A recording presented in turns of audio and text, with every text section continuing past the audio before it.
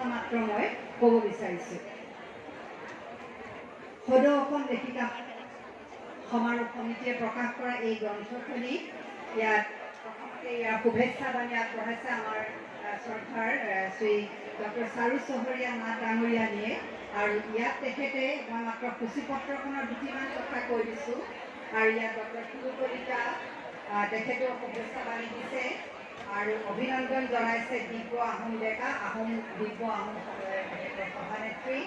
আৰু তেখেতৰ যিটো প্ৰাক কথন বুলি এটা কথা লিখিছে, তেখেতে তাত আমাৰ সদৌ অসম লেখিকা সমাৰোহ সমিতিৰ বিভিন্নগৰাকী বিশেষ সুবৰ্ণ শইকীয়া বৰদলৈ নামটো মই দেখিছোঁ, বিভিন্নগৰাকীৰ প্ৰতি তেখেতে শুভেচ্ছা তেখেতে কৃতজ্ঞতা জ্ঞাপন কৰিছে।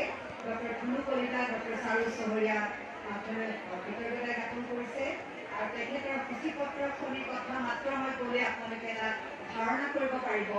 শ্ৰীমন্ত শংকৰদেৱ সৰ্বকালৰ শ্ৰেষ্ঠ সাহিত্যিক, অসমৰ সত্ৰানুষ্ঠান শ্ৰীমন্ত শংকৰদেৱৰ সৃষ্টি আৰু বিস্তৃতি, শ্ৰীমন্ত শংকৰদেৱৰ সাহিত্য সম্ভাৰ বৃন্দাবনী বস্ত্ৰ, মহাপুৰুষ শ্ৰীমন্ত শংকৰদেৱ চিহ্ন যাত্ৰা ভাওনা, শ্ৰীমন্ত শংকৰদেৱ যুগ প্ৰৱৰ্তক শ্ৰীমন্ত শংকৰদেৱ, শ্ৰীমন্ত শংকৰদেৱৰ প্ৰাণৰ বান্ধৱ শ্ৰী শ্ৰী মাধৱদেৱ, মাধৱদেৱৰ গুৰুসেৱা, গদ্য সাহিত্যৰ জনক শ্ৰী শ্ৰী ভট্টদেৱ, সত্ৰীয়া পৰিৱেশ্য কলাৰ সাধক বদৰা পদ্মতা, মহাপুৰুষ দুজনা অনুপম সৃষ্টি বৰগীত, এনেদৰে তেখেতে অতি উৎকৃষ্ট মানৰ কিছু প্ৰবন্ধ ইয়াত সন্নিৱিষ্ট কৰিছে।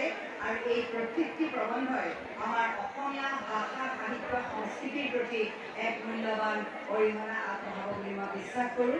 লেখিকাৰ প্ৰতি মই আন্তৰিক অভিনন্দন জ্ঞাপন কৰিছোঁ আৰু তেখেতে যাতে কলম চলাই যায় তাৰ কাৰণে মই তেখেতক অনুৰোধ জনাইছোঁ। ধন্যবাদ।